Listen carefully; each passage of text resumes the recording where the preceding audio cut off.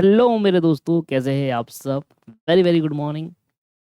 Morning के 7:30 बज रहे हैं और हमने कर दी है अपनी रिकॉर्डिंग स्टार्ट, क्योंकि पेपर आने वाले हैं पास और जल्दी से जल्दी आपका ये सिलेबस ख़त्म कराना है हमको। चलिए, प्रीवियस लेक्चर के अंदर हमने 144 तक कर लिए थे, आज हमें 145 स्टार्ट करना है। आज का टारगेट है 60 से 66 क्वेश्चन तक करना। इसका मतलब अगर हम 145 में 66 क्वेश्चन और जोड़ते हैं तो 210 तक हम आज की क्लास में ख़त्म करेंगे।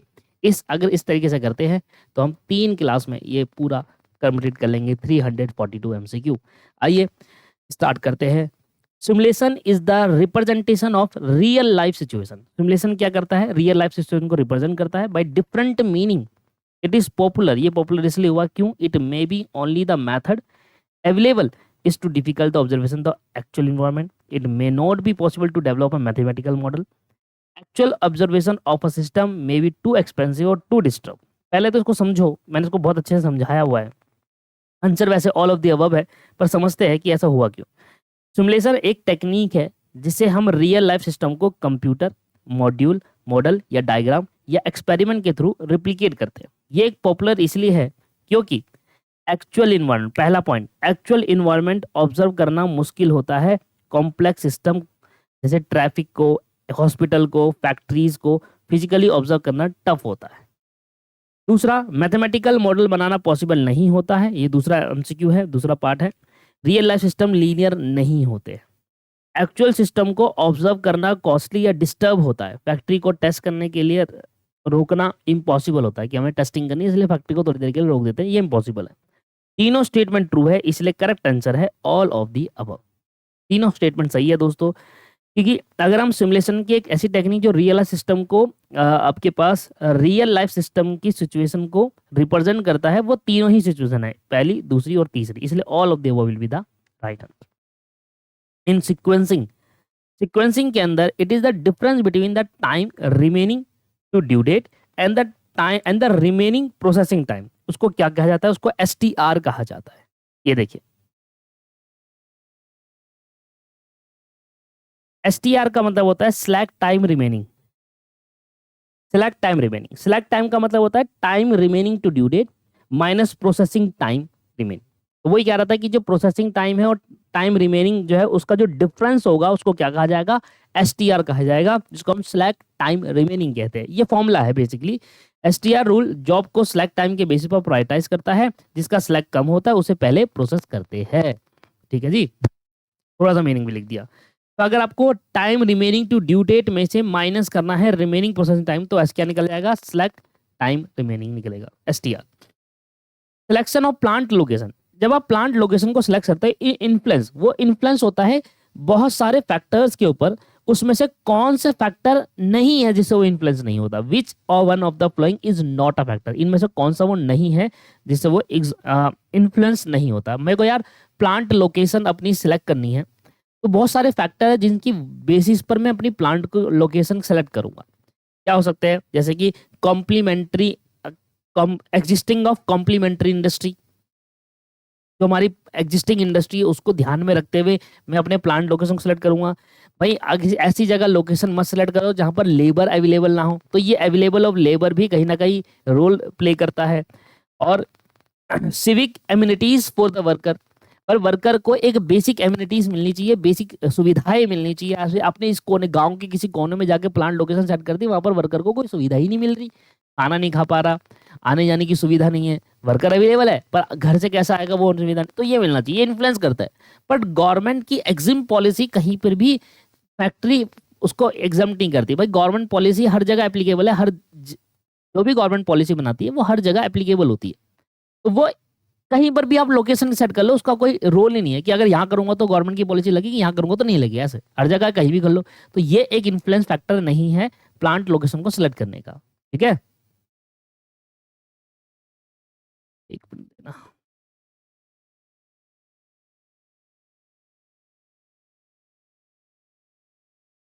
थोड़ा डार्क हो गया। आगे, in queuing system, queuing model में पढ़ा था हमने। In queuing system the speed with which service is provided can be express in either two way. Speed को हम दो भागों में प्रोवाइड सर्विस स्पीड को, the speed with this service is provided can be express in either two way, दो तरीकों से हम उसको एक्सप्रेस कर सकते हैं, सर्विस रेट और सर्विस टाइम। आपने क्यून मॉडल पढ़ा होगा तो हमने दो बातों में फोकस करा था, सर्विस रेट और सर्विस टाइम। तो ये आपका सही आंसर है इसका। मोस्ट सुटेबल लेड आउट, भाई जब कंटिन्यूस प्रोडक्शन की बात करते हैं तो लाइन लेआउट, अब याद हो गया है, कंटिन्यूस में लाइन लेआउट, जॉब प्रोडक्शन में process layout. Most powerful and popular method of solving linear programming problem, simplex method. Simplex method बहुत पावरफुल है क्योंकि ग्राफिकल से हर एक चीज सॉल्व नहीं हो पाती, पर सिंप्लेक्स मेथड ऐसा है जिससे हर एक लीनियर प्रोग्रामिंग सॉल्व हो पाती है। ग्राफिकल मेथड लिमिटेशन है उसकी, कुछ ऐसे इक्वेशंस को वो सॉल्व नहीं कर पाता, पर सिंप्लेक्स मेथड सॉल्व कर देता है। ठीक है जी, हर चीज को। ये हमने फॉर्मूला कल ही पढ़ा था कि total station time divided by cycle time multiply by number of station multiply by 100, जो आपको निकालना इसको बोलते हैं लाइन इफिशिएंसी का फॉर्मूला है। ये हमने कल ही पढ़ा था, नेक्स्ट क्लास मतलब पिछली क्लास में पढ़ा था। One of the important chart use in program control, इसमें से कौन सा ऐसा चार्ट है जो प्रोग्राम कंट्रोल के लिए हम यूज करते हैं, that is called Gantt chart. Gantt chart के बारे में थोड़ा सा मैं आपको समझाने की कोशिश करता हूं, मैंने इसके बारे में लिखा भी है।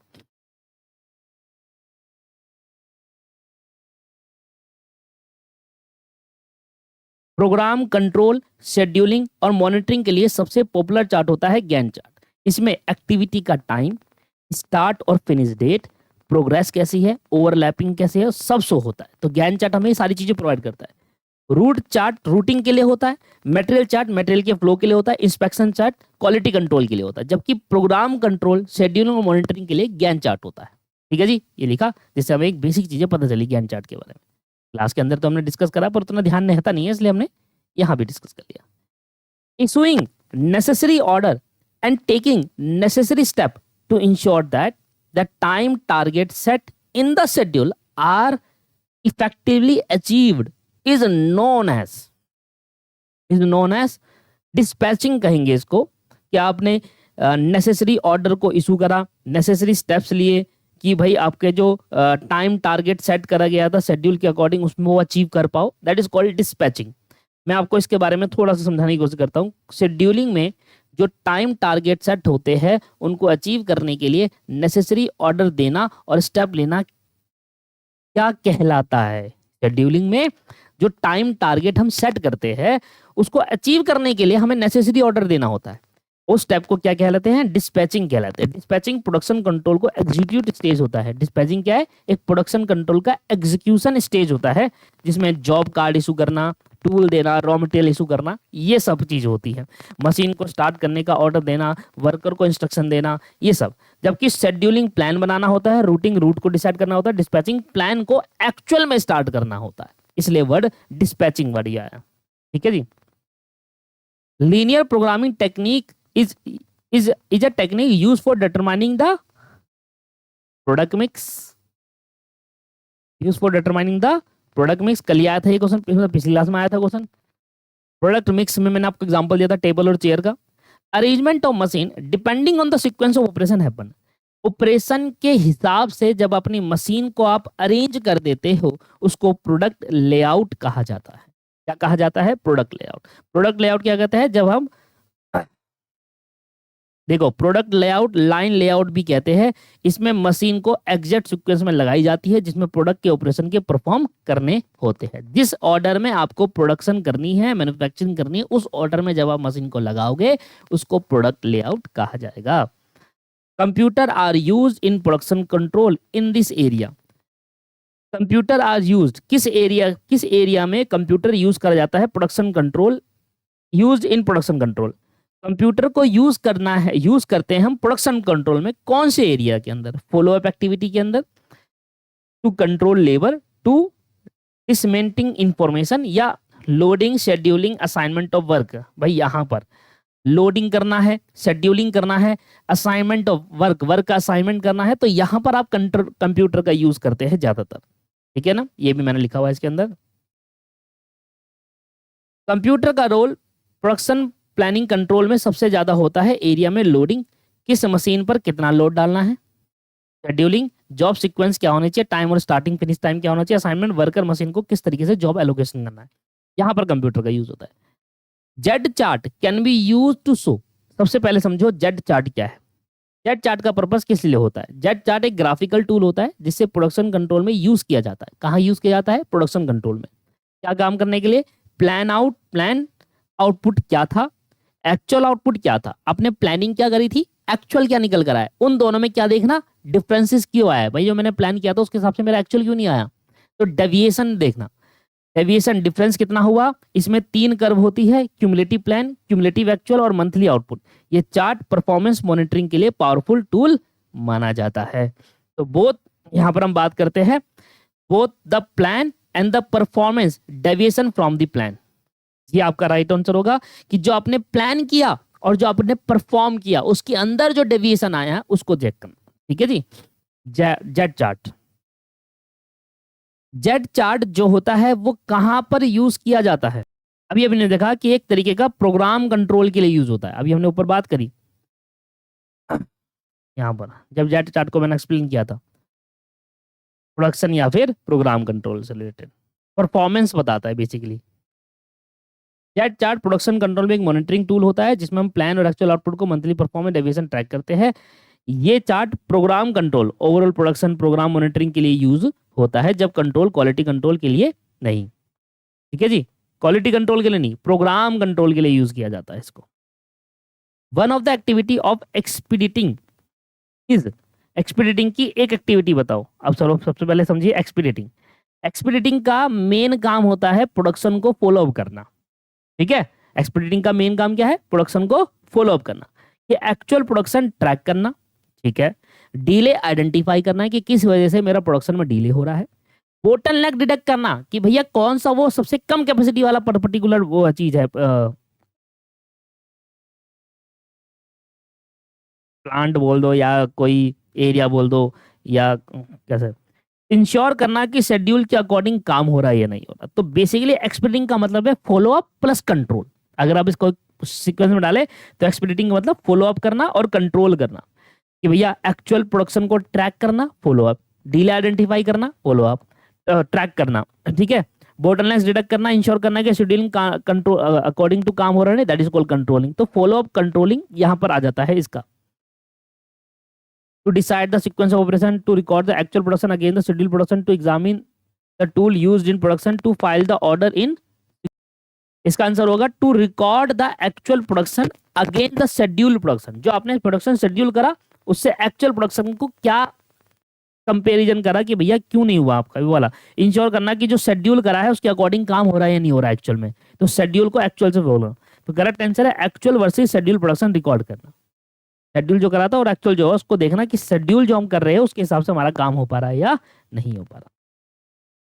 When work center are used in optimal sequence to do the job, we can minimize the setup time, minimize the operation time, minimize the breakdown time। भाई सेटअप टाइम, जब आप वर्क सेंटर की बात करते हैं कि वर्क सेंटर को optimal utilisation करना है तो उसको सेटअप करने का टाइम कम से कम कोशिश करो, क्योंकि वर्क सेंटर में मशीनें वगैरह होती है तो सेटअप करने में समय लगता है। ठीक है, the way in which we can access the efficiency of production plant, किस तरीके से हम प्रोडक्शन प्लांट को इफिशियंसी को एक्सेस कर पाते हैं। आपके पास इफिशिएंट डिस्पैचिंग, इफिशिएंट तरीके से डिस्पैच करना, मैन्युफैक्चरिंग गुड प्रोडक्ट बनाना, नहीं, ये रहा कंपेयर करना कि एक्चुअल परफॉर्मेंस और टारगेट जो स्पेसिफाई करा था उसमें हमने कितना डेविएशन आया है, क्यों नहीं हुआ हमारा, कि जो हमने प्लान करा था, जो टारगेट सेट करा था उसके हिसाब से एक्चुअल क्यों नहीं बना। तो ये आपका राइट आंसर है जब हम बात करते हैं इफिशियंसी ऑफ प्रोडक्शन प्लांट की। भाई एक प्रोडक्शन प्लांट की इफिशियंसी कैसे हम कैलकुलेट करेंगे? चेक करो कि टारगेट जो करा है वो अचीव कर पाए, नहीं कर पाए, नहीं कर पाए तो क्यों नहीं कर पाए, करेक्टिव एक्शन लेना है उस पर। ठीक है जी, कंपेयर करने का काम होता है इसमें, तभी इफिशियंसी आप अच्छी कर पाओगे। प्रोग्राम कंट्रोल का एक इंपॉर्टेंट चार्ट बता दो सर। प्रोग्राम कंट्रोल की हमने बात करी, गैन चार्ट के अंदर देखा जाता है प्रोग्राम कंट्रोल, ऊपर भी हमने डिस्कस करा। One of the important production document, इनमें से कौन सा डॉक्यूमेंट प्रोडक्शन डॉक्यूमेंट इंपॉर्टेंट है? ये भी हमने पिछले क्लास में डिस्कस करा था। रूट कार्ड होता है प्रोडक्शन डॉक्यूमेंट का इंपॉर्टेंट डॉक्यूमेंट। प्रोडक्शन कंट्रोल की पहली स्टेज क्या होती है? प्रोडक्शन कंट्रोल की पहली स्टेज क्या होती है? Dispatching, scheduling, routing, triggering of production operation and observing the progress and the record the deviation. Sir पहली स्टेज प्रोडक्शन कंट्रोल की होती है रूटिंग करना, कि किस तरीके से हमें रूट देना, पाथ एक बार डिसाइड करना। सर ये वाला दिया हुआ है आंसर बुक के अंदर, जबकि ये गलत है। ये तो तब होता है, इसमें क्या बोल रहा है वो, आप एक तरीके से कंपेयर करोगे अपना प्रोडक्शन ऑपरेशन, ऑब्जर्व करोगे progress and record the deviation. वही कि भैया हमने क्या प्लान किया था और क्या हमारे पास एक्चुअल में हुआ, उसको रिकॉर्ड करेंगे डेविएशन को। भैया लास्ट का प्रोसेस होता है, लास्ट प्रोसेस होता है। आपने मैनेजमेंट अकाउंटिंग पढ़ा है ना, planning, controlling, staffing, directing. Planning, organising, staffing, controlling, directing और controlling. Controlling the last option, ये लास्ट है। रूटिंग होता है सबसे पहला स्टेज प्रोडक्शन कंट्रोल का। ये आपका सही आंसर है, बुक के अंदर गलत दे रखा है, ठीक है जी। Production planning in the intermediate range of time is termed as.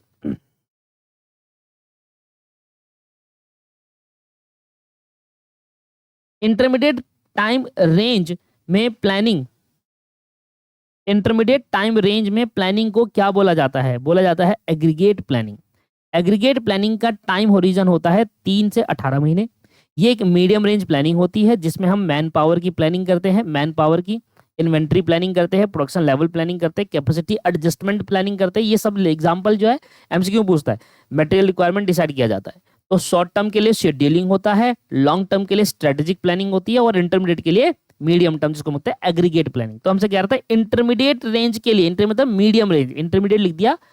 Medium range planning कौन सी होती है? Aggregate planning. Scheduling short term होती है, और लॉन्ग रेंज तो लॉन्ग रेंज होगी आपकी।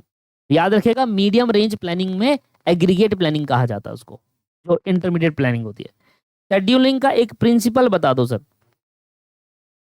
शेड्यूलिंग का एक principle, principle of optimal product design. Scheduling का मतलब ही अलग होता है भाई। शेड्यूलिंग का मतलब होता है सीक्वेंस ऑफ द ऑपरेशन।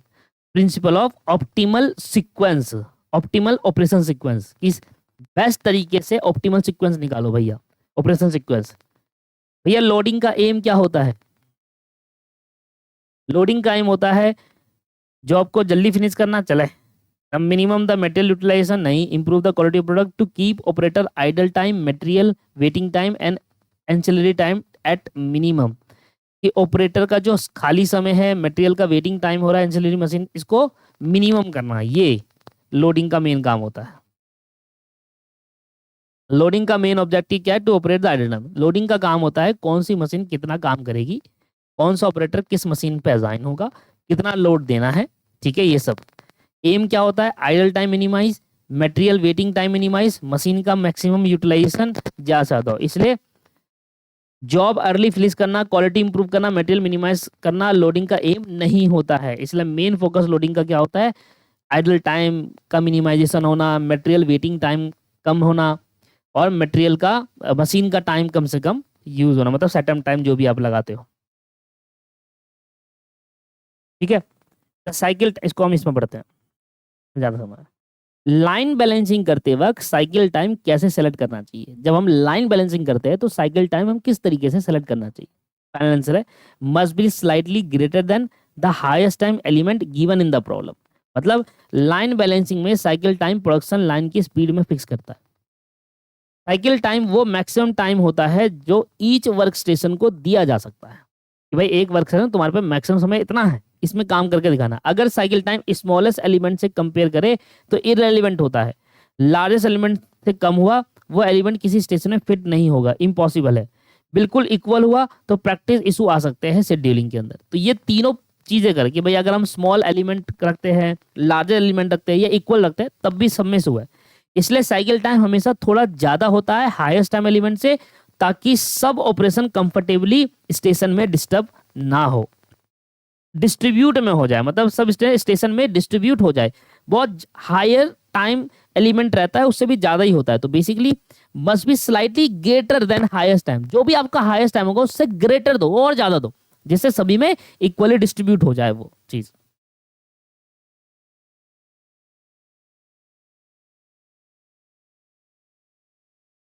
ठीक है। लाइन ऑफ बैलेंस का फॉर्मूला क्या होता है दोस्तों? लाइन ऑफ बैलेंस का फॉर्मूला होता है टोटल टाइम अपॉन में साइकिल टाइम। ये रहा formula. Number of product variety that can be manufacturing job production. Job production के अंदर हम लार्ज वैरायटी ऑफ प्रोडक्ट बना सकते हैं, लार्ज वैरायटी ज्यादा हो सकती है जॉब प्रोडक्शन के अंदर।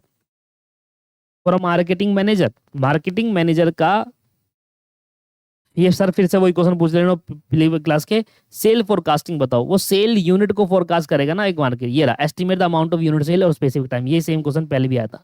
प्रोडक्शन प्लानिंग की जब हम बात करते हैं तो हम होता है short term forecasting useful. Production planning में शॉर्ट टर्म होता है कि रोजाना हमें प्लानिंग करनी है।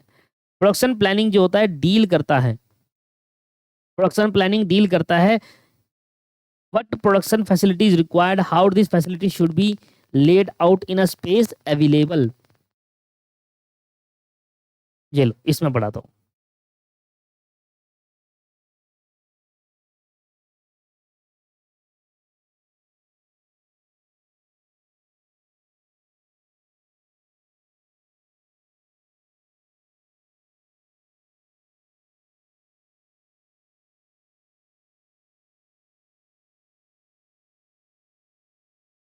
एक मिनट दो ना यार। ये प्रोडक्शन प्लानिंग की अगर हम बात करें, ये मीडियम टर्म होता है ना, शॉर्ट टर्म तो एक दो दिन के लिए होता है, ये हमने कल भी डिस्कस करा था इस बारे में। सर मीडियम टर्म करो इसका। प्रोडक्शन प्लानिंग हमेशा मीडियम टर्म फोरकास्टिंग के अंदर यूज करी जाती है, शॉर्ट टर्म तो एक दो दिन के लिए होता है। प्रोडक्शन की प्लानिंग करनी है हमने, 2 3 महीने की प्लानिंग करेंगे कम से कम।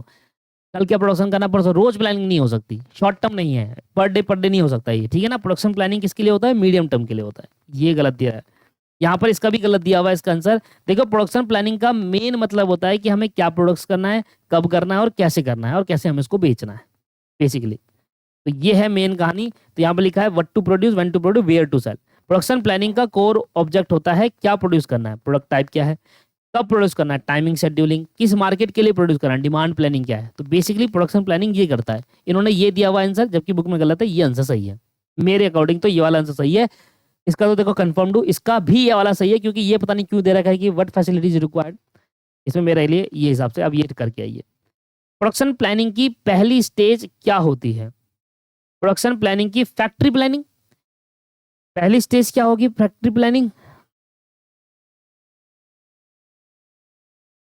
Factory planning, layout planning, operation planning, process planning. Factory की प्लानिंग करूंगा या पहले प्रोसेस डिसाइड करूंगा। सर इसमें मेरे हिसाब से इसमें आंसर होगा प्रोसेस प्लानिंग। रीजन देखो, फैक्ट्री तो आप तब प्लान करोगे जब आप ये डिसाइड करोगे पहले कि मुझे क्या प्रोड्यूस करना है, किस चीज का ऑपरेशन करना है, कब करना है, राइट। ये मैंने फैक्ट्री ले ली, पर मैंने अभी ये डिसाइड नहीं करा कि मैं क्या प्रोड्यूस करूंगा, ठीक है। तो प्रोसेस क्या है, कैसे प्रोड्यूस करूंगा, कैसे करूंगा, तभी तो फैक्ट्री लूंगा ना उस हिसाब से। कि मान लो अगर मुझे 10 मशीन लगानी तो उस हिसाब से फैक्ट्री लूंगा। तो प्रोसेस पहले आएगा, फैक्ट्री बाद में प्लानिंग करेंगे। तो बुक के अंदर गलत दे रखा है और मैंने यहाँ पर सही भी लिखा हुआ है कि प्रोडक्शन प्लानिंग का सबसे पहला स्टेप होता है प्रोसेस प्लानिंग, जिसमें डिसाइड किया जाता है कि कौन कौन सा ऑपरेशन रिक्वायर्ड है, क्या क्या करना है, किस सीक्वेंस में होगा, किस डिपार्टमेंट से मटेरियल फ्लो करेगा, कौन सा प्रोसेस कौन सी मशीन करेगी। प्रोसेस प्लानिंग के बाद ही लेआउट प्लानिंग, ऑपरेशन प्लानिंग और फैक्ट्री प्लानिंग आते हैं। इसलिए स्टार्टिंग पॉइंट क्या है, प्रोसेस प्लानिंग है। बुक के अंदर आंसर गलत है, ये दे रखा है बुक के अंदर, जबकि गलत है।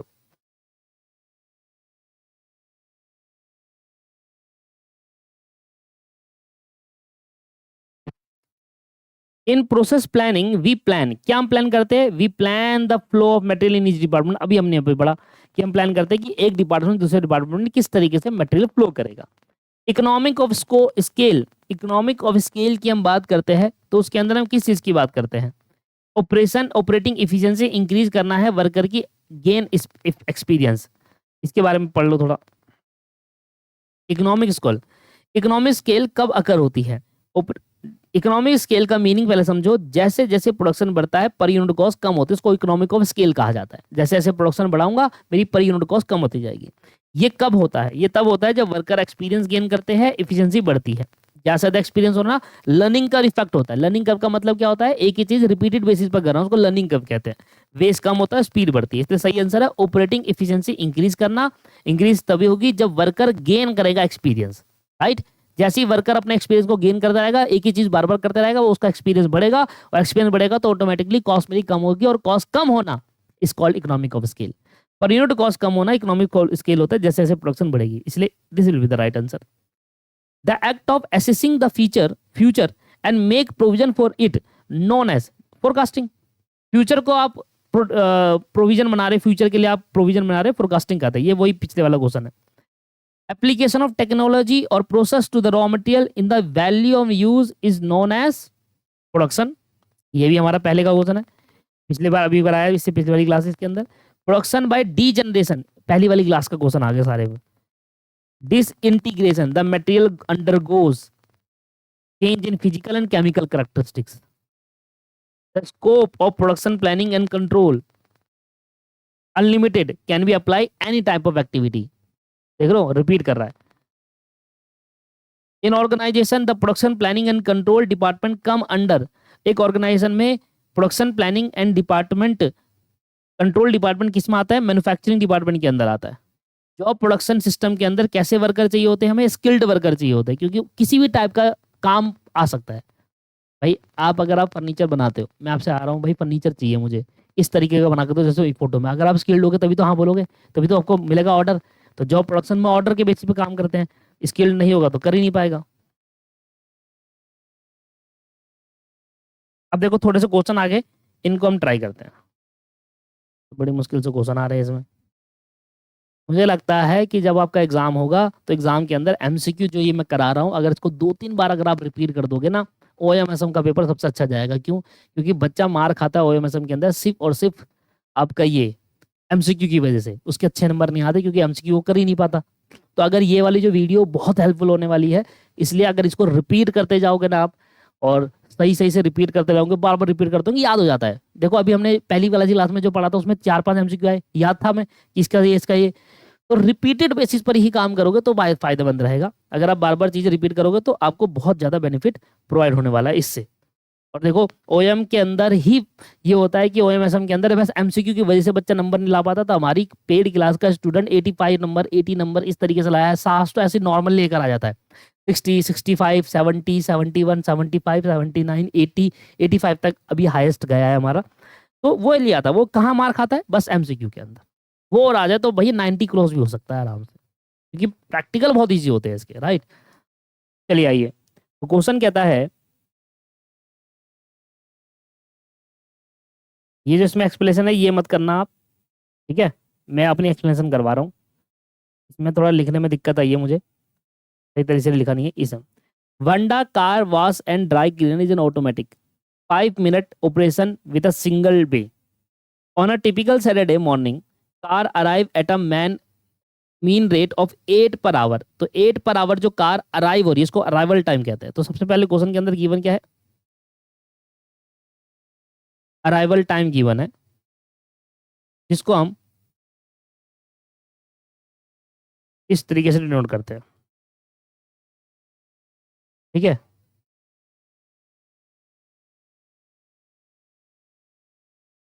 Arrival time 8 car per hour, 8 car per hour आती है भाई वॉश करने के लिए, ठीक है? 8 कार पर आवर वॉशिंग पे खड़ी है। वेटिंग टाइम देखना है अब। इसके बाद आपको दे रखा है सर्विस टाइम, एक कार में कितना टाइम लग रहा है? 5 मिनट। सर्विस टाइम आपको दे रखा है 5 मिनट, एक कार में लगता है 5 मिनट वॉशिंग करने में। ये दो डाटा हमें दे रखा है और आपसे कह रहा है कि भैया आप निकालो average time car spend in a line और सर्विस। तो निकालना है क्या है? Average, average time car spend in a line and service. तो इससे पहले आप निकालोगे, पहले सर्विस रेट निकालो, सर्विस रेट, जिसको हम इस तरीके से डिनोट करते हैं यू जैसा। इसके लिए निकालना होता है 1 में सर्विस टाइम, 1 सर्विस टाइम हो। फॉर्मूला याद है आपको? याद होगा तभी कर पाओगे। 1 में सर्विस टाइम। अब आपके पास सर्विस टाइम आपको दे रखा है 1/5 मिनट,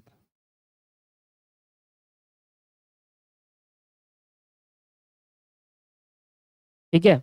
1/5 मिनट ये है बेसिकली। अगर इसको आवर्स में कन्वर्ट करना चाहो, ठीक है जी, अब इसको करना क्या है? बेसिकली आप इसको आवर्स में कन्वर्ट करते हैं तो मल्टीप्लाई बाय 60 कर देंगे। 60 करेंगे तो आवर्स में कन्वर्ट हो जाएगा। तो कितना आ जाएगा? 5 × 5 5 12 जा, तो मतलब 12 आवर हो जाएगा। तो आप आवर्स में कन्वर्ट करते हैं, ठीक है जी। ये हो गया सर्विस रेट। सर्विस रेट पर 1 में सर्विस टाइम, उसको आवर्स में कन्वर्ट करने के लिए मल्टीप्लाई बाय 60 करना होता है। ये 12 आपके पास यहाँ पर आ जाता है। बेसिकली 12 कस्टमर पर आवर बोलते हैं इसको। क्या बोलेंगे? 12 कस्टमर पर आवर। मैं आपको हिंदी में भी समझाता जाता हूँ उसको। बेसिकली हो क्या रहा है कि हमारे पास लाइन में 8 कार खड़ी है, एक कार में 5 मिनट लगते हैं सर्विस करने में, मतलब वॉशिंग करने में। तो मुझे बताओ 1 घंटे में अगर एक कार को करने में 5 मिनट लग रहे हैं तो 1 घंटे में कितने हम 1 घंटे में कितनी कार हम सर्विस कर देंगे, कितने कस्टमर को हैंडल कर लेंगे? 12 कस्टमर को ना। एक कस्टमर में 5 मिनट लग रहा है तो 12 कस्टमर में 60 मिनट लगेगा, तो 60 मिनट में हम 12 कस्टमर हैंडल कर लेंगे, right, that is called service rate. ठीक है, 60 मिनट में 12 कस्टमर हैंडल कर लेंगे। ठीक है, अब ये निकालेंगे number of car waiting in line. Number of car waiting in line, ये आपको लिखना है sir. A number of car waiting in line, जिसको हम डिनोट करते हैं एल क्यू से, तो हम एल क्यू से डिनोट करते हैं। और निकालेंगे कैसे इसको, अराइवल टाइम का स्क्वायर अपॉन में 2 service rate, service rate minus arrival time, ये है जी फॉर्मूला इसका। अराइवल टाइम कितना दे रखा है 8, तो 8 का स्क्वायर हो जाएगा 2 मल्टीप्लाई बाई ये दे रखा है sir 2 multiply by service rate दे रखा है 12, फिर 12 माइनस 8, सॉल्व करेंगे 8 8 या 64, नीचे 12 दूनी 24, और 12 में से 8 जाएंगे कितने बचेगा 4। ठीक है,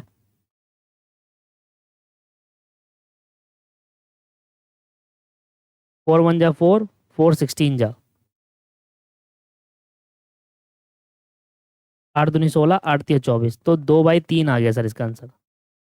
ना आया 2/3, 2 डिवाइड बाई 3 करेंगे तो आएगा 0.667।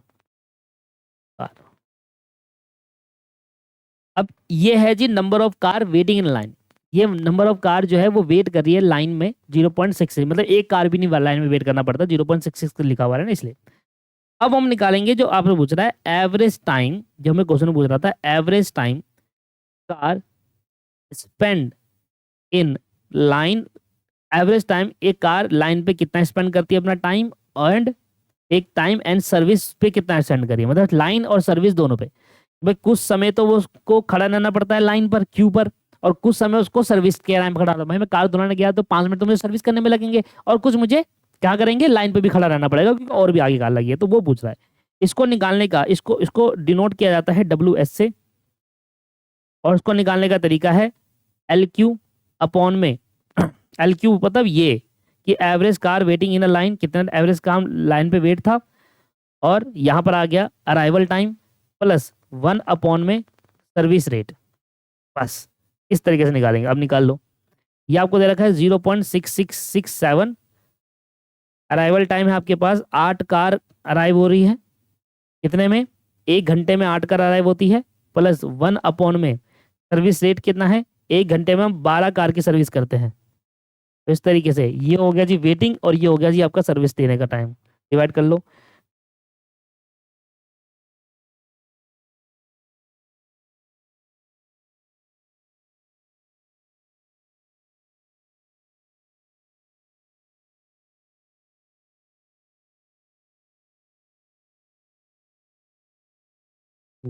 जीरो पॉइंट 6667 डिवाइड बाई 8, 0 कुछ आ रहा है 0.08333 प्लस 1/12।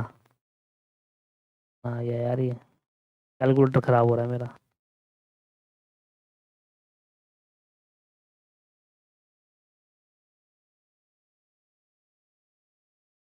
0.0033 कुछ आ रहा है,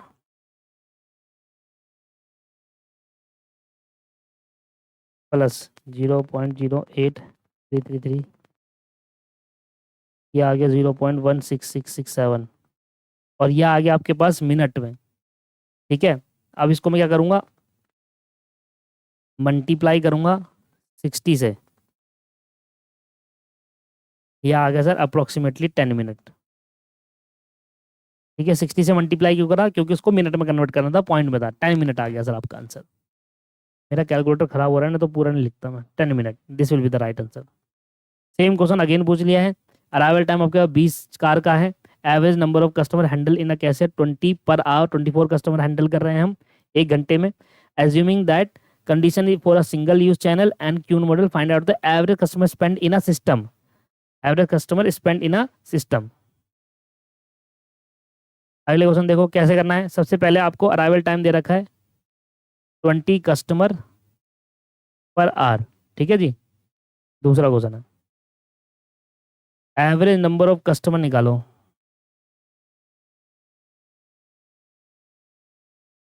इन द सिस्टम, कितने कस्टमर सिस्टम पे वेट कर रहे हैं, और ये आपको कितना दे रखा है अराइवल टाइम, कितने कस्टमर आ रहे हैं, ये तो आपको 20 दे रखा है ना, और ये आपको 24 दे रखा है, सॉरी। सर्विस रेट, 1 घंटे में 20 कस्टमर आते हैं और मैं 1 घंटे में 24 कस्टमर को सर्विस दे देता हूँ, ये सीधा सर्विस रेट आपको दे दिया इस बार 24।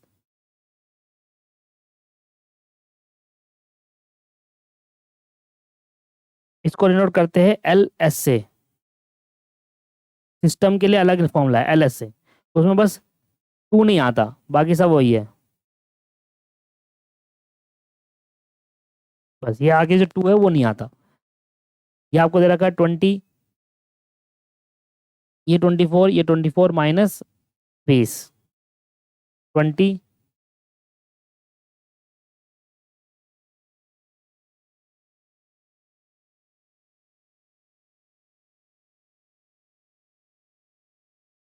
सॉरी, ये ना ये नहीं होगा, ये वाला सिर्फ सिंपल फॉर्मूला होता है, ये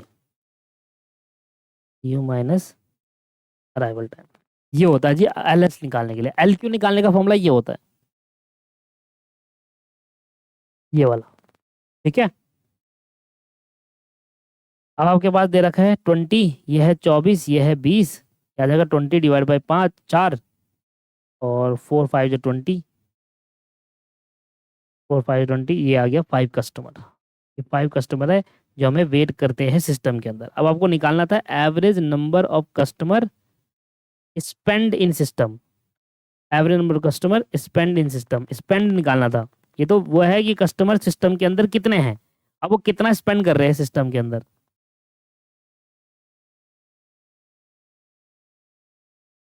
LS अपॉन में सीधा ये डायरेक्ट कर सकते हो। सिस्टम एंड क्या कहते हैं सर्विस टाइम, जब दोनों निकालना होता है तब यहाँ पे +1/u भी करते हैं, पर अगर सिर्फ सिस्टम निकालना है, देखो यहाँ पर 2 निकालना था, लाइन में कितने खड़े हो, सर्विस में कितना खड़े हैं, कार की सर्विस करते टाइम कितना वेट कर रहे हो, लाइन में खड़े होने के बाद वहां सिर्फ एक चीज निकालनी है, इसलिए ये वाला यूज नहीं हुआ, सीधा यही हुआ पोर्सन, इसलिए LS वर्ड का यूज आया। यहाँ पर आ गया 5, और यहाँ पर आ गया आपके पास 20, 5 डिवाइड बाई 20 आ जाता है आपके पास 0.25, 0.25 का मतलब कितना हुआ, 60 कर दो, नहीं 0.25 ठीक है। आपका आंसर तो सिर्फ यही पूछ रहा था ना, मैंने तो ये एक्स्ट्रा निकाल दिया, क्वेश्चन पूछ रहा था स्पेंड कितना कर रहे हैं, find out the average number, average customer spend in the system, 5 customer system में स्पेंड करते हैं, वेट करते हैं, ये सिस्टम एंड लाइन दोनों आ गया शायद, इसको रहने दो, फिर इस पोर्शन को निकालो, ये रहा 5 कस्टमर डायरेक्टली आपका आ गया। ठीक है दोस्तों, थोड़ा सा अजीब से क्वेश्चन रहते हैं ये। अब अगला क्वेश्चन क्या बोल रहा है, एक टूल सर्विस सेंटर है, अराइवल 2 आवर पर है, अराइवल रेट आपको दे रखा है, मतलब ये दे रखा है आपको 2, और सर्विस कैसे दे रहे हैं, 3 रुपये पर आवर सर्विस दे रहे हैं, तो सर्विस रेट आपको दे रखा है ये 3। इसके बाद कहता है hourly wages pay to the attendant service centre is 1.5 रुपये पर आवर, जो वेजिस हम पे कर रहे हैं वो 1.5 रुपये पर आवर है, ठीक है। इसके बाद क्या कहता है, hourly machine away from is work for, calculate the average time a machine spend waiting for a service, service के लिए वेट हो रहा है, तो आपको निकालना है बेसिकली WQ, ये ऐसे निकलेगा अपॉन में U मल्टीप्लाई बाय 1 अपॉन में U माइनस दिस, ये है जी फॉर्मूला कि average number of, average time machine जो है स्पेंड कर रही है वेटिंग सर्विस के लिए, ये आपको दे रखा है 2/3 मल्टीप्लाई 1/2 - 2 - 3, 2/3 मल्टीप्लाई 1/1, ये तो खत्म हो गया, 2 डिवाइड बाई 3 कर दो, खत्म आंसर, 2 डिवाइड बाई 3 कर देंगे 0.6667 आर, इतना वेट करना पड़ रहा है, ठीक है जी, खत्म हो गए। ये क्यून मॉडल से ऐसे ही क्वेश्चन आते हैं MCQ में, क्यून मॉडल सिर्फ क्वेश्चन MCQ के लिए ही आपके लिए बना हुआ है। Which one of the following is not factor affecting productivity, इसमें से कौन सा ऐसा है जो प्रोडक्टिविटी को अफेक्ट नहीं करता, कौन सा फैक्टर, मास्टर प्रोडक्शन शेड्यूल, ऐसा क्यों, इसके बारे में लिखवाया है। कहता है मास्टर प्रोडक्शन शेड्यूल जो होता है एक प्लानिंग और शेड्यूलिंग डॉक्यूमेंट है, ये एक मैनेजमेंट प्लानिंग टूल है जो प्रोडक्शन को ऑर्गेनाइज करता है, लेकिन वो डायरेक्ट फिजिकल फैक्टर नहीं है जिससे काम का स्पीड इफिशिएंसी सीधा चेंज हो। मास्टर प्रोडक्शन शेड्यूल से शेड्यूलिंग और टाइमिंग इन्फ्लुएंस होती है, पर product design, handling system, inventory control जैसी चीजें डायरेक्टली प्रोडक्टिविटी ऑपरेशन पे डिटरमाइंड है। एग्जाम स्टाइल में अगर हम देखें कि प्रोडक्टिविटी को डायरेक्ट इफेक्ट करने वाला कॉमन फैक्टर है प्रोडक्ट डिजाइन, डिजाइन को सिंप्लिसिटी या मैन्युफैक्चरेबिलिटी बनाना, मटेरियल हैंडलिंग सिस्टम और इन्वेंट्री कंट्रोल। ठीक है, तो इसका जो मेन आंसर है वो है मास्टर प्रोडक्शन शेड्यूल। अगला कहता है कौन सा स्टेटमेंट प्रोडक्टिविटी के बारे में करेक्ट नहीं है, which one of the following is not correct. कौन सा स्टेटमेंट प्रोडक्टिविटी के बारे में करेक्ट नहीं है। Productivity refer to fixed set of tool और कोड कंडीशन। देखिए इसके बारे में लिखा हुआ है प्रोडक्टिविटी का बेसिक कॉन्सेप्ट होता है output divided by input. Output को डिवाइडेड बाय इनपुट करो तो प्रोडक्टिविटी पता चल जाती है। रिसोर्सेज का कितना इफिशिएंट यूज हो रहा है, इसको कहते हैं प्रोडक्टिविटी, कि आप अपने रिसोर्सेज को कितना अच्छे से यूज कर रहे हो। प्रोडक्टिविटी इंप्रूव होती है जब वर्क मेथड इंप्रूव करे, ट्रेनिंग अच्छी हो, बेटर टेक्नोलॉजी यूज हो, बेटर फ्लो और लेआउट हो, मटेरियल हैंडलिंग इंप्रूव हो, वेस्ट रिड्यूस हो। ये बिल्कुल फिक्स टूल या फिक्स कंडीशन से रिलेट नहीं होता है, ठीक है ना। प्रोडक्टिविटी डायनेमिक होती है, नए मेथड नई टेक्नोलॉजी से इंप्रूव होती रहती है। बाकी सारे ऑप्शन करेक्ट है, लेकिन रॉन्ग स्टेटमेंट क्या है, productivity related to fix set of tool और कंडीशन, ये रॉन्ग स्टेटमेंट है। Which one of the following is not factor for determination of effective capacity. अब इफेक्टिव कैपेसिटी के लिए इसमें से कौन सा मेथड, कौन सा फैक्टर डिटरमाइन नहीं करता। ईओक्यू सर, ईओक्यू डिटरमाइन नहीं करता। तो इसका रीजन देखो, देखिए इफेक्टिव कैपेसिटी डिपेंड करती है, इफेक्टिव कैपेसिटी डिपेंड करता है शेड्यूलिंग पर, लेबर स्किल पर, labour turnover, maintenance, union attitudes. Unions जो होती है ना, लेबर यूनियन, उनका एटीट्यूड कैसा है, लेआउट कैसा है, क्वालिटी कैसी है, मशीन रिलायबिलिटी कैसी है, मटेरियल अवेलेबिलिटी। जबकि ईओक्यू जो होता है एक इन्वेंट्री कंट्रोल फॉर्मूला होता है, ये डायरेक्ट कोई रिलेशन बनाता ही नहीं है इफेक्टिव कैपेसिटी से। ईओक्यू इकोनॉमिक ऑर्डर क्वांटिटी एक इन्वेंट्री कंट्रोल फॉर्मूला है, इसका कैपेसिटी प्लानिंग से कोई भी डायरेक्ट रिलेशन नहीं है, इसलिए ईओक्यू कोई भी फैक्टर इफेक्ट नहीं करता है। A device expressing the ratio between the output and the input resources in a numerical term name as productivity index। productivity index एक इस तरीके से एक्सप्रेस करता है कि जो रिलेशन बिटवीन होता है आउटपुट और इनपुट इन द रिसोर्सेज का, इसके बारे में मैंने लिखवाया है। प्रोडक्टिविटी इंडेक्स कैसे निकालते हैं, आउटपुट को इनपुट से डिवाइड करके निकालते हैं। तो ये बेसिक इसका मतलब है, ये मेजर हो करता है कि रिसोर्सेज का कितना इफिशिएंटली यूज किया जा रहा है, प्रोडक्टिविटी इंडेक्स। ठीक है जी, फॉर्मूला है output divided by input. In production by service the product undergoes the changes. In production by service the product undergoes the changes in shape and size of the surface. Shape of the surface only, size of the surface, chemical and mathematical property. ये बिल्कुल different चीज है, इसका answer थोड़ा सा मुझे doubt है, इसे मैं आपको समझाता हूँ। प्रोडक्शन बाय सर्विस में प्रोडक्ट किस टाइप का चेंज अंडरगो करता है। फाइनल आंसर है shape and size of the surface. ठीक है जी, जबकि मेन आंसर जो दे रखा है आपकी बुक के अंदर वो दे रखा है shape of the surface only. देखिए प्रोडक्शन बाय सर्विस का मीनिंग क्या है पहले वो समझो। रॉ मटेरियल को सर्विस प्रोवाइड करना जिससे उसकी सरफेस कैरेक्टरिस्टिक्स में चेंज होती है। रॉ मटेरियल में को सर्विस प्रोवाइड करना, जिससे हम देखते हैं कि जो हमारा रॉ मटेरियल है उसको हमने यूज करा और फिनिश गुड बनाने का तैयार कर रहे हो। और किस तरीके से हम करेंगे, जैसे हमने उस पर पॉलिशिंग करी, ग्रेडिंग करी, ड्रिलिंग करी, बफरिंग करी, टर्निंग करी और मिलिंग करी। इन सब में सरफेस की शेप या साइज दोनों चेंज हो सकती है। ऑब्वियस है कि जो भी मेरा रॉ मटेरियल है, जब उसमें मैं सर्विसेज प्रोवाइड करता हूं तो वो बदल जाता है, उसका शेप भी बदलती है, उसका सरफेस भी बदलता है। केमिकल चेंज नहीं होता, फिजिकल मशीनिंग होती है, इसलिए करेक्ट आंसर है शेप एंड साइज। शेप भी बदलता है रॉ मटेरियल का और सरफेस भी बदलता है। पहले था, अब वो पॉलिशिंग होकर अलग तरीके से बन रहा है, तो इसका जो सही आंसर है वो shape and size of the surface है। यूज ऑफ एनी प्रोसेस और procedure design to transform a set of input element into the output element is known as production. उसको हम क्या कहेंगे, प्रोडक्शन कहेंगे। भाई आप इनपुट को आउटपुट में उससे एक चीज, हाँ उसको देखो, जब आप इनपुट एलिमेंट को आउटपुट में ट्रांसफॉर्म करते हो, प्रोडक्शन नहीं, उसको ट्रांसफॉर्म प्रोसेस कहते हैं। ये मैंने शायद पहले भी करवाया था। प्रोडक्शन दे रखा होता है बुक के अंदर, बुक में शायद प्रोडक्शन दे रखा होगा, एक बार आप चेक कर लेना, मैंने ध्यान नहीं दिया। ट्रांसफॉर्म प्रोसेस कहते हैं जब आप, क्योंकि ट्रांसफॉर्म कर रहे हो आप यहाँ पर ना इनपुट और आउटपुट, तो याद रखना गलती हो जाती है इसमें। जब भी वर्ड ट्रांसपोर्ट बम आया तो उसका प्रोसेस का नाम है ट्रांसपोर्ट प्रोसेस, जिसमें हम इनपुट को आउटपुट में कर रहे हैं। प्रोडक्शन भी हो सकता है, बट मेन मुझे लगता है कि transformation process will be the right answer. Input को आउटपुट में जब आप कन्वर्ट करते हो उसको हम ऑपरेशन मैनेजमेंट कहते हैं। सिंपल है ये तो। Most important benefit to consumer from the efficient production system. Most important benefit to the consumer को क्या बेनिफिट मिलता है? इफिशिएंट प्रोडक्शन सिस्टम होगा तो कंज्यूमर को पैसा बचेगा भाई। Consumer he can save the money. Book में आंसर दे रखा है he get increase the use in value in product. उसको क्या मिलेगा? जो प्रोडक्ट की वैल्यू उसमें इंक्रीमेंट मिलेगा, थोड़ा उसको यूज करने का बढ़िया इंक्रीज हो गई। कंज्यूमर के परस्पेक्टिव से देखा जाए, अगर आप सही तरीके से उसको यूज करोगे तो बेसिकली उसमें होना क्या है कि उसका पैसा सेव होगा। ये है जी मेन आंसर आपका।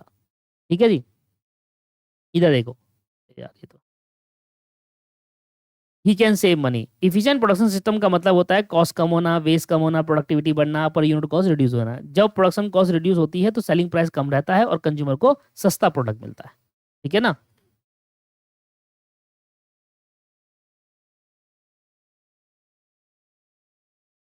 एक कंटिन्यूअस मैन्युफैक्चरिंग सिस्टम में हमें क्या चाहिए होती है?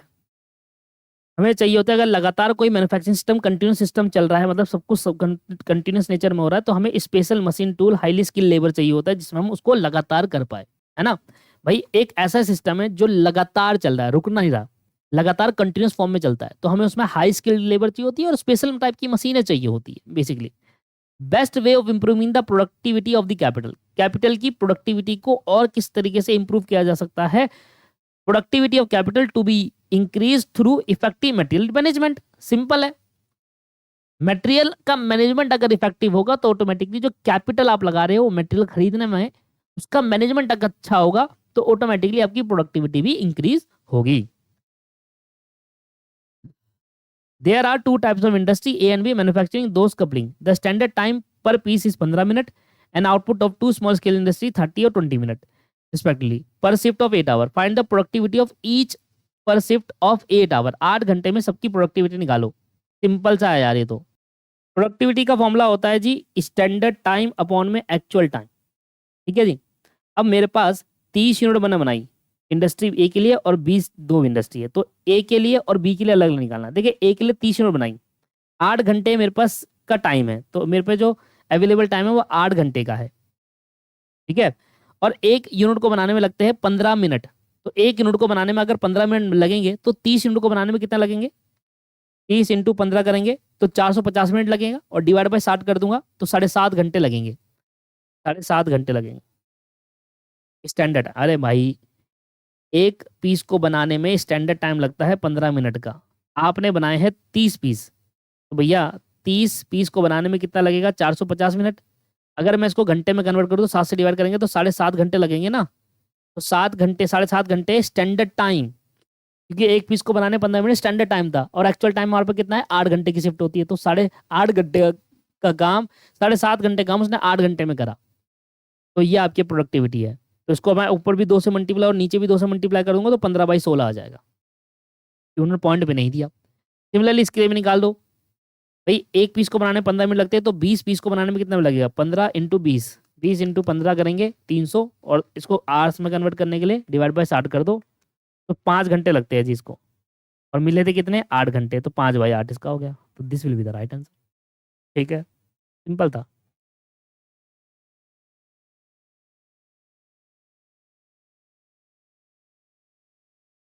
भैया ये स्टैंडर्ड्स आपको याद करने पड़ेंगे जी, ये आईएसओ स्टैंडर्ड मॉडल्स आपको याद करने पड़ेंगे। ISO 904 only establish guideline for operations. A quality assurance in a design, production, installation and the servicing dash model is used. कौन सा मॉडल यूज करा जाता है? ISO 901 9001। जब बात होती है क्वालिटी इंश्योरेंस की, प्रोडक्शन की, इंस्टॉलेशन, सर्विस की। Quality insurance in product and installation कौन सा मॉडल यूज किया जाएगा?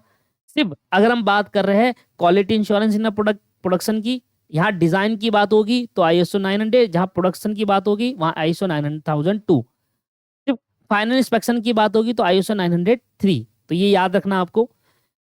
901 क्या करता है? प्रोडक्शन क्वालिटी एश्योरेंस देखता है डिजाइन की, प्रोडक्शन डिजाइन प्रोडक्शन की और इंस्टॉलेशन सर्विसिंग की। यहाँ पर 902 क्या करता है, क्वालिटी इंश्योरेंस देता है सिर्फ प्रोडक्शन की और इंस्टॉलेशन की। 903 क्या करता है, 9003 क्या करता है, फाइनल इंस्पेक्शन की क्वालिटी इंश्योरेंस देखता है। और 9004 क्या करता है, ऑपरेशन से रिलेटेड डील करता है। तो थोड़ा सा आपको ये याद करना पड़ेगा, थोड़ा सा याद करना पड़ सकता है दोस्तों ये आपको। ठीक है, 197 बैलेंस में रखेंगे इसको। बैलेंस बैलेंस में लगा रहा हूँ क्योंकि पहले थ्योरी वाला पार्ट कंप्लीट कर रहा हूँ।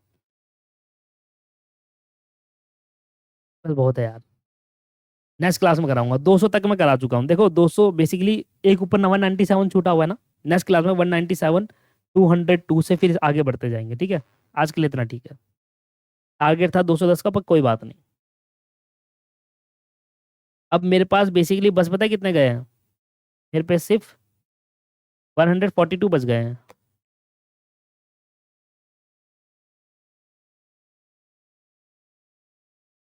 नेटवर्किंग आ गया यहाँ से।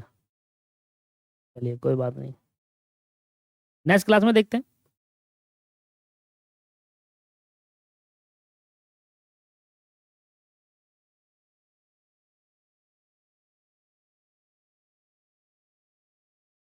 चलिए आज के लिए इतना रखते हैं, नेक्स्ट क्लास में देखते हैं कितना आगे बढ़ाना है। आज के लिए बहुत है, इनफ है। नेक्स्ट क्लास में थोड़ा प्रैक्टिकल भी आ जाएगा, थ्योरी भी आ जाएगा। ठीक है जी, bye bye, take care, have a nice day.